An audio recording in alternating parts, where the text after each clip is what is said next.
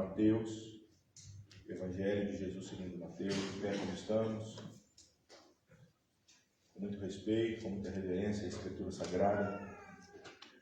Evangelho de Jesus Cristo segundo Mateus, capítulo 10. Leremos 3 versos apenas, os versos de número 40, 41 e 42. É o finalzinho do trecho das Escrituras que chamamos de missão dos 12, né? A missão dos pequenos, conhecida muito como a missão dos pequenos. Diz assim a Escritura Sagrada: quem vos recebe, a mim me recebe. E quem me recebe, recebe aquele que me enviou. Quem recebe um profeta no caráter de profeta, receberá o galardão do profeta. Quem recebe um justo no caráter de justo, receberá o galardão do justo. Quem der a beber, ainda que seja um copo de água fria, a um destes pequeninos, por ser este meu discípulo, em verdade vos digo que de modo algum perderá o seu galardão. Podemos nos assentar, minhas irmãs e meus irmãos. Hoje eu gostaria muito de pensar com vocês sobre a construção que temos, né, do exercício da nossa espiritualidade cristã e sobre a base dessa construção, sobre a estrutura dessa construção.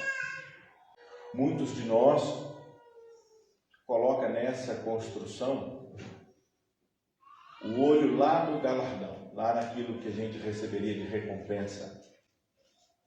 Muitos ainda acreditam que Jesus é aquele que vai dar para você um carro novo, uma casa nova própria. E eu me pergunto muitas vezes, e eu já me fiz essa pergunta infinitas vezes, né? Se Deus é justo, por que Ele dá um carro novo e uma casa nova para alguns e não dá para todo mundo? Se Ele ama todo mundo igual. Não é um dilema isso?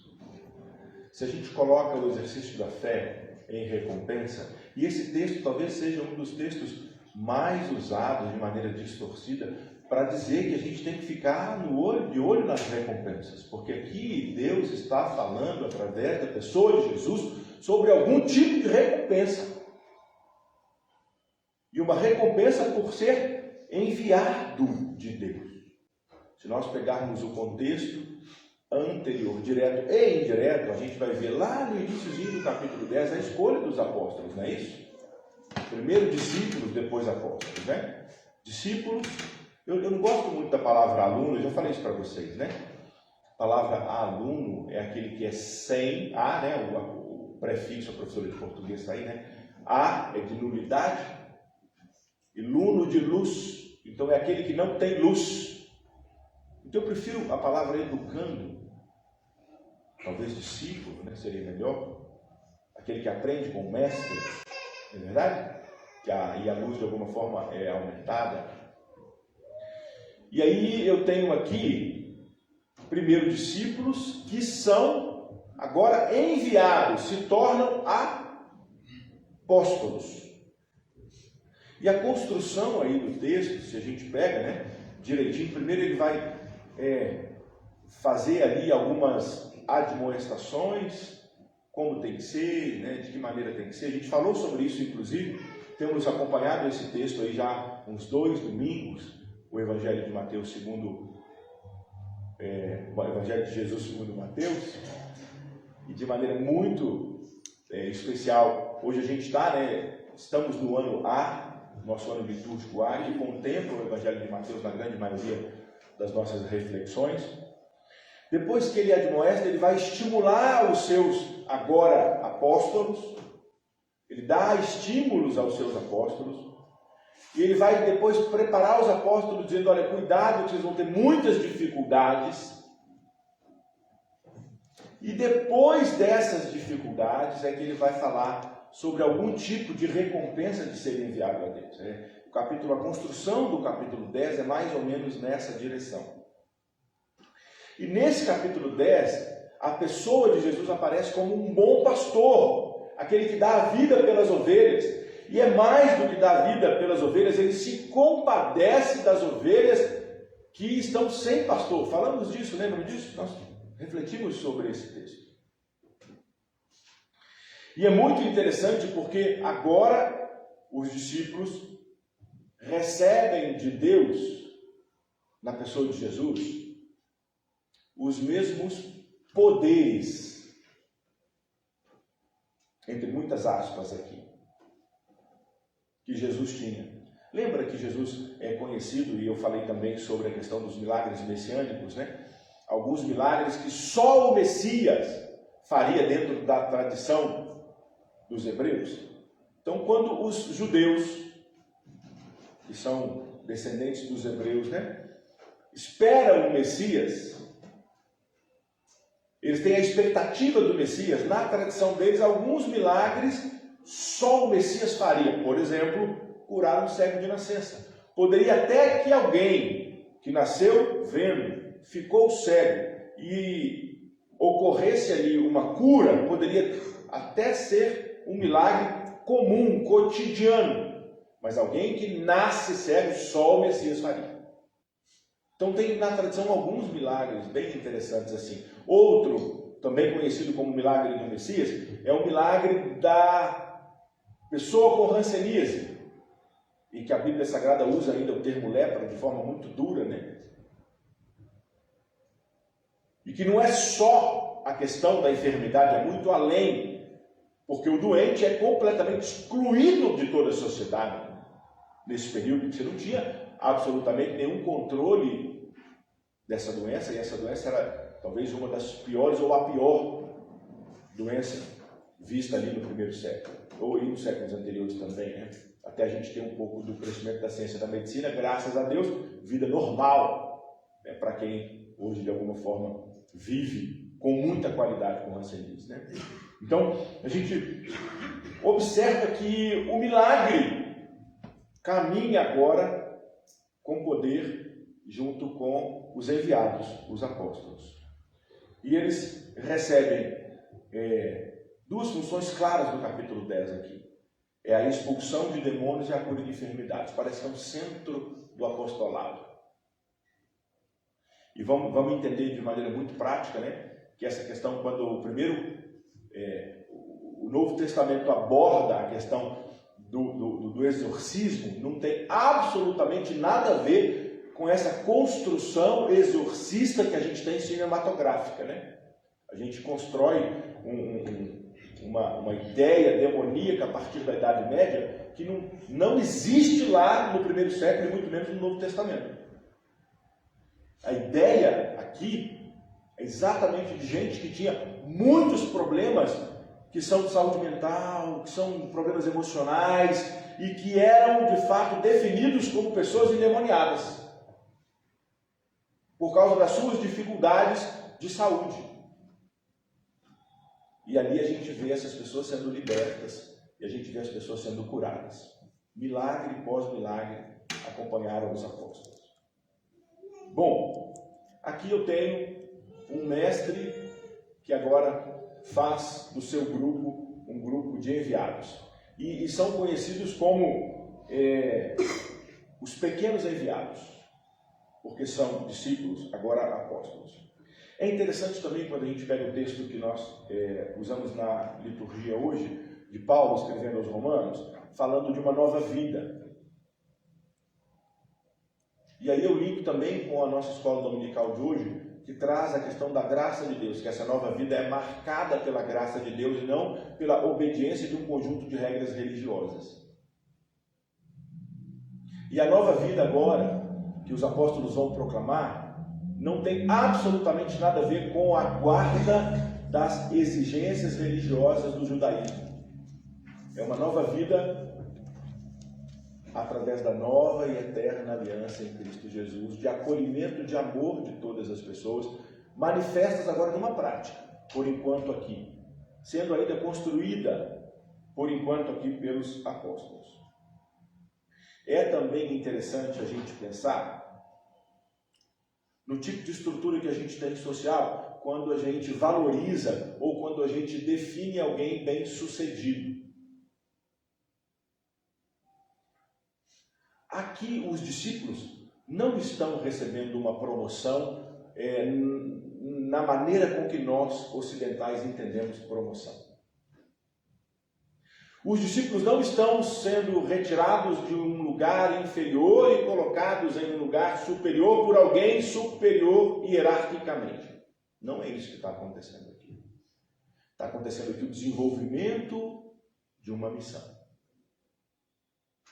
Porque para nós, ainda quando a gente pensa nisso, a gente traz resquícios de promoções também dentro das comunidades religiosas. É como se a gente falasse que o pastor é superior ou tivesse uma autoridade maior. A minha diferença de todos os presbíteros e presbíteras da comunidade é que eu tenho com vocês uma função docente árdua, inclusive, e com uma responsabilidade imensa. A docência é a minha responsabilidade para todo mundo. E isso é difícil demais de ocupar, inclusive. Todos os outros presbíteros e presbíteras, nós somos iguais. Todos os diáconos e diaconisas continuamos iguais com funções diferentes. Todos os eclesiantes e eclesiantes continuamos iguais com funções diferentes. Um de vocês pode muito bem, daqui a pouquinho, estar aqui e eu aí, assentado aprendendo com você. E é isso aí. Assim a gente precisa entender. Não é aqui para nós categorias hierarquicamente dispostas. Em nenhum momento. Em nenhum momento. Mas sim, eu partilho daquilo que eles vão fazer no meu nome. Eu vou dar o mesmo poder. Mas eu também vou dizer, do mesmo jeito que eu sou perseguido, do mesmo jeito que eu sou atribulado, do mesmo jeito que falam mal de mim, vocês serão perseguidos, atribulados e falarão mal de vocês. Da mesma forma, todo o capítulo 10 é construído nessa ideia. Então, parece que o centro aqui dessa missão está em Deus partilhar com os enviados aquilo que ele pode fazer, alertar os enviados que aquilo que falam dele mal também falarão dos enviados, e tem algo lindo. Essa manifestação acontece com um testemunho de vida. Testemunhando a vida por onde eu vou. Vivendo aquilo que eu estou proclamando por onde eu vou. Então essa vivência do reino é que traz para nós esperança. É viver o reino. E é interessante Jesus alertar os discípulos. Por que o alertar? Porque o alertar gera nos discípulos, agora apóstolos, uma ação muito importante para nós hoje, que ela precisa existir em nós hoje, que é uma ação chamada resistência. A gente ainda precisa resistir a muitas coisas. A gente precisa resistir aos falsos mestres, como estamos conversando aqui. A gente precisa resistir aos falsos ensinamentos aí fora, que dizem que para servir a Cristo você tem que ser assim, ou assim, ou assim, ou assado, porque se não for assim, você está fora, você não é uma igreja genuinamente evangélica. E assim por diante, de pessoas que lançam mão de ocupar um lugar quase que de inerrância e de julgamento da sua vida, dos seus desejos, do seu corpo, da sua ação. E eu falo, é assim que Jesus veio fazer? Veio estabelecer uma coisa para que a gente ocupasse um lugar onde eu ficasse vigiando o outro, corrigindo? É isso o Evangelho? Então, o núcleo aqui, essa unidade, ela está em Deus. Olha isso, que coisa linda. A pessoa do Cristo, Jesus, que partilha de si com as pessoas que ele envia. Deus, Jesus, que partilha de si com as pessoas que ele envia. Então, aquilo que Jesus diz, olha, é bom, a gente vai fazer, a gente vai construir aqui um mundo digno para todas as pessoas. E aí ele vai partilhar essa capacidade de fazer esse poder, né? Poder fazer isso. É possível fazer isso no nome de Jesus Cristo. Mas ele vai alertar. Você precisa de resistência, porque Do mesmo jeito que me perseguem, vão te perseguir. Do mesmo jeito que eu sofro, vocês vão sofrer. O que vão falar mal de mim vai falar mal de você também. Então resistam. É mais ou menos isso. Tá bom? E existe uma base, um compromisso com a pessoa de Jesus. Isso é muito bonito também. Também existe uma base no compromisso, né? O que vale para um, vale para outro. E é interessantíssimo como isso repete nos 4 evangelhos. Isso não é exclusividade joanina e muito menos dos sinóticos. Todo mundo sabe quando eu falo sinóticos, né, gente? Mateus, Marcos e Lucas, né? Sim, óticos é sim, da maneira de olhar a ótica, né? Então, se comparar os textos, colocar um do lado do outro, você vai ver praticamente a mesma ordem dos acontecimentos, dos fatos narrados. São muito parecidos um com o outro, tá bom? Os 3 evangelhos, por isso, tá bom? Então, olha que interessante, né?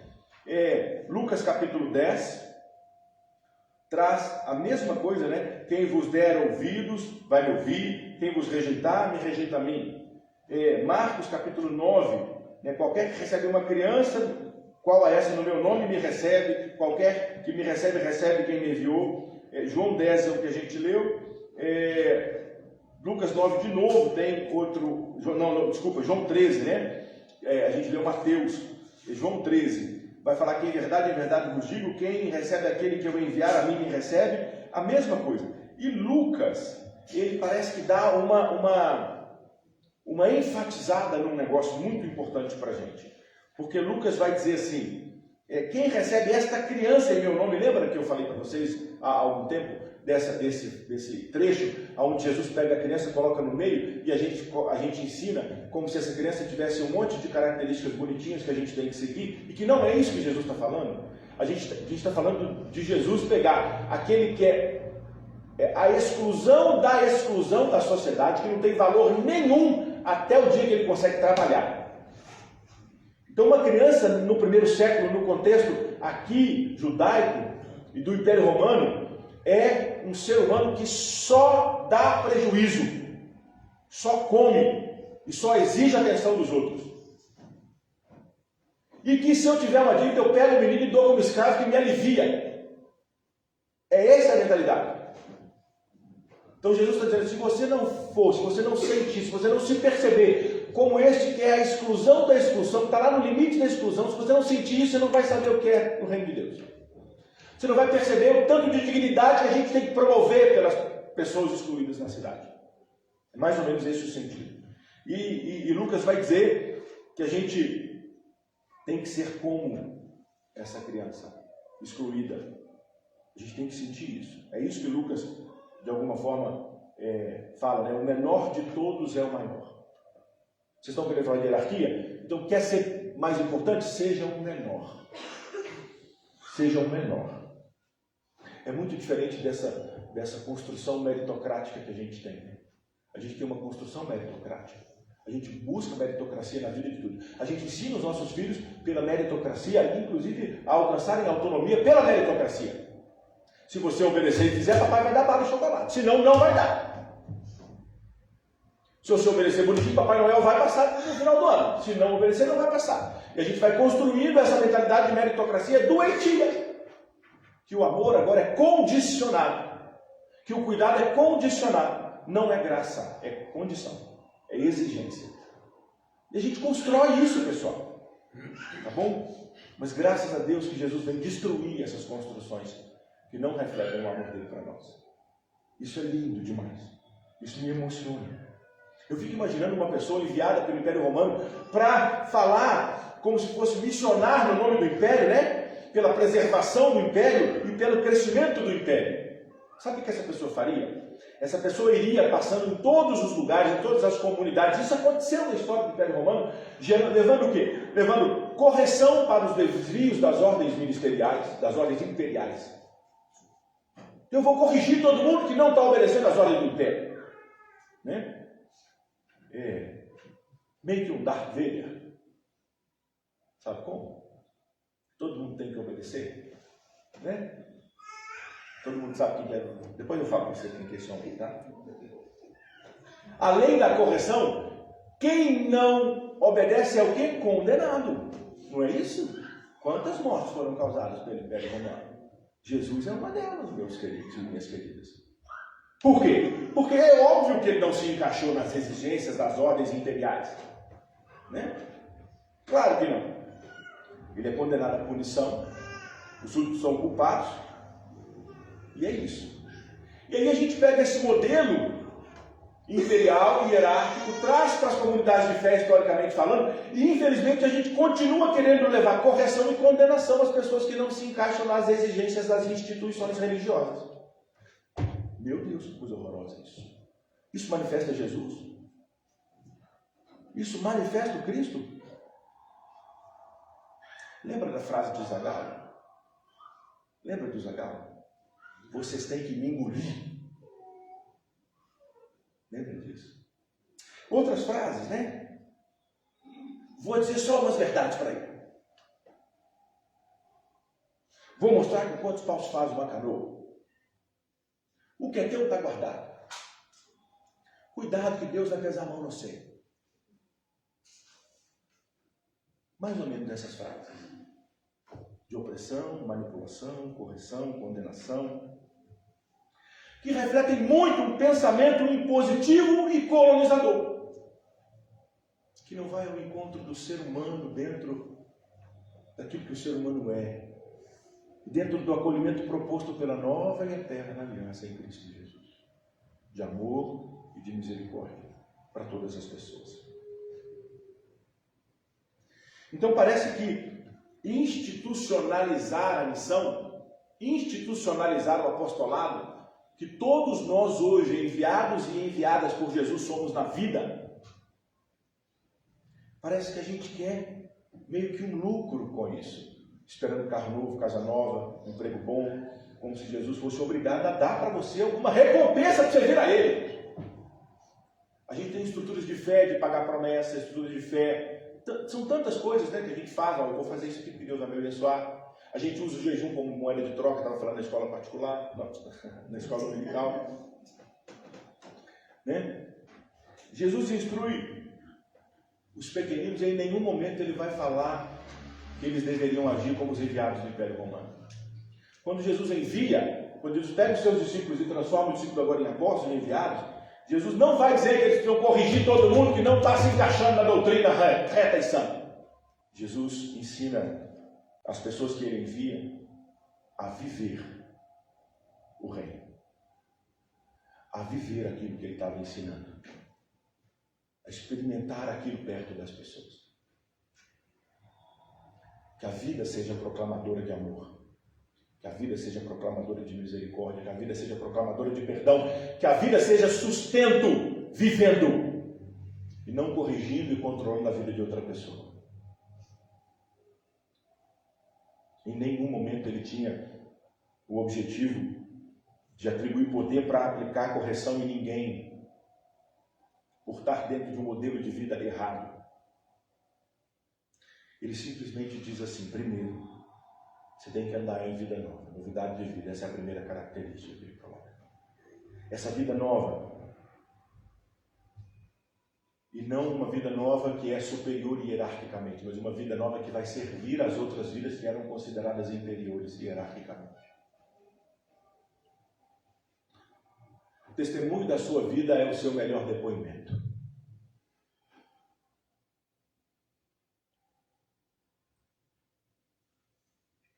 Essa vida nova é o que proclama o reino novo. Depois de viver essa vida nova, existe sim um proclamar, mas esse proclamar, ele acontece na manifestação da esperança de ficarem livres da opressão, daquilo que oprimia, daquilo que massacrava. E aí o proclamar do reino, ele vem mais ou menos assim: o reino já ele já existe, ele já está entre nós. Sabe quando eu já falei aqui algumas vezes do já é agora, mas ainda não? Lembram disso?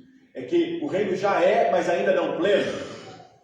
O reino já é, mas ainda temos de alguma forma alguma resistência por tanta malignidade ao nosso redor. Por isso que ele não é pleno.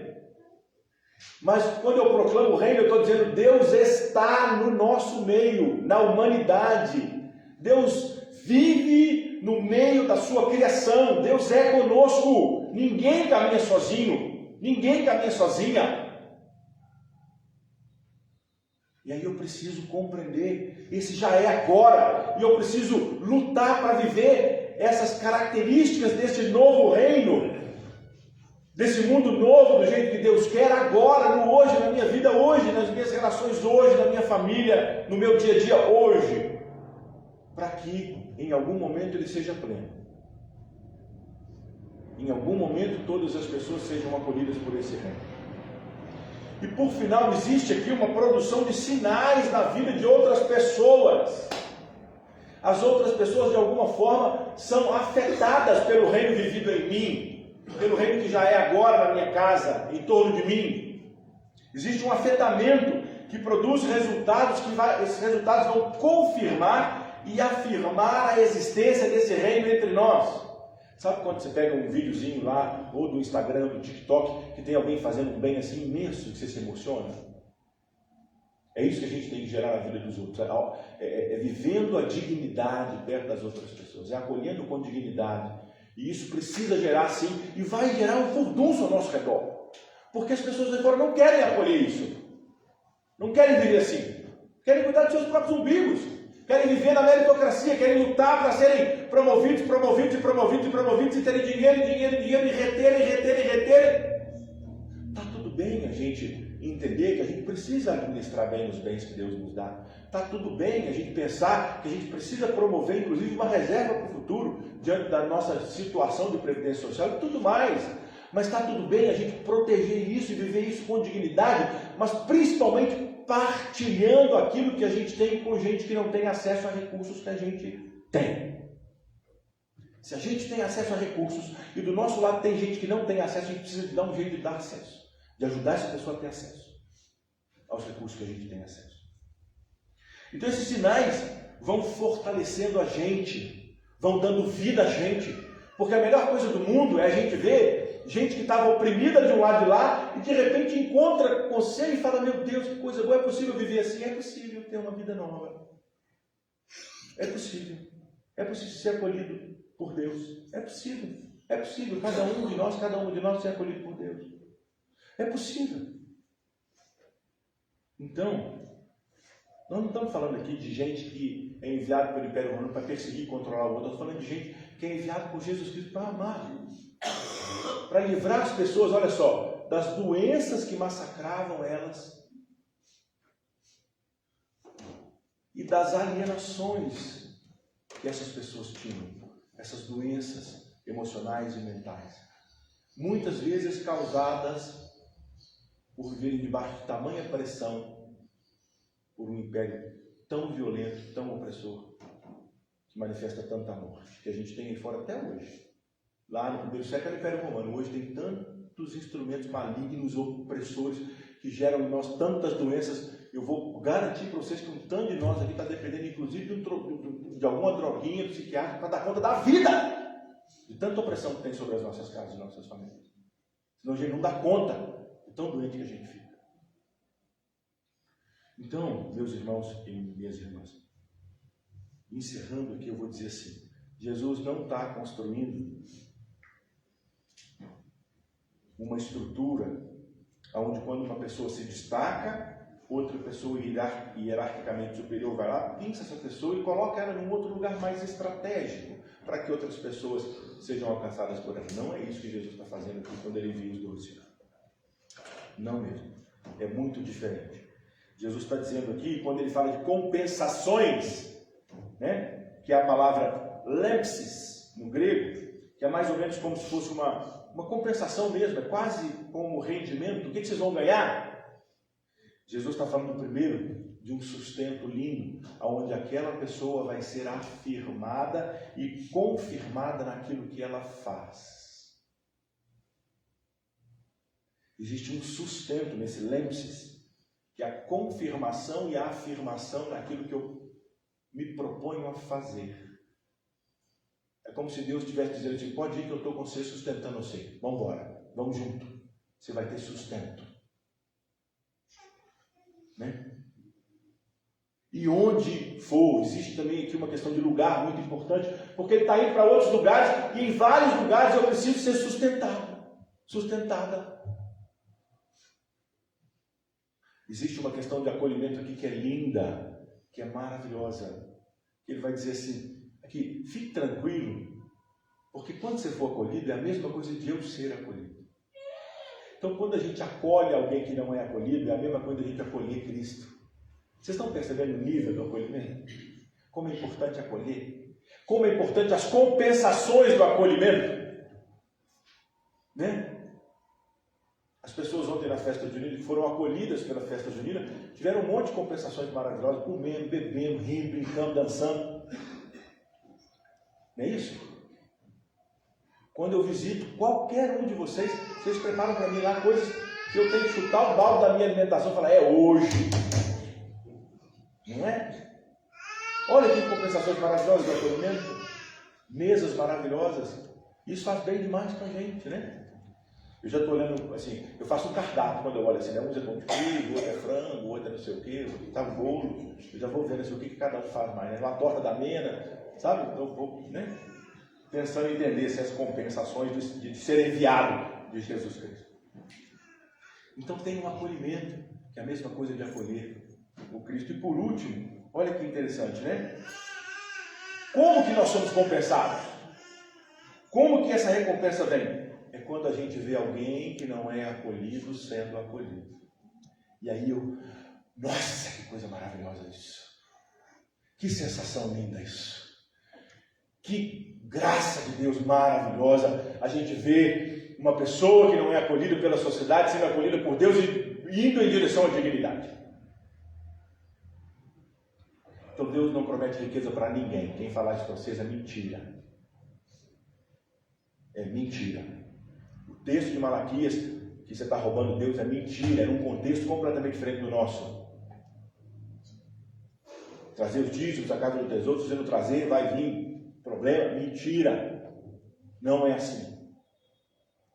Você vai contribuir conforme eu proponho no seu coração, por gratidão a Deus, daquilo que Ele já te deu, e por identificação daquilo que você entende, que proclama o que Deus ensinou.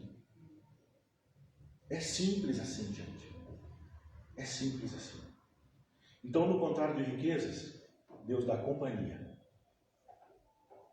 Deus dá sustento.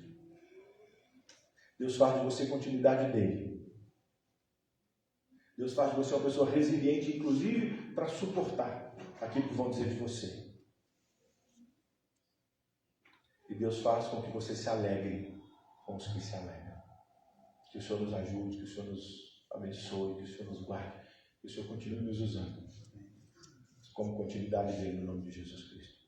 Amém. Podemos ficar de pé, meus irmãos.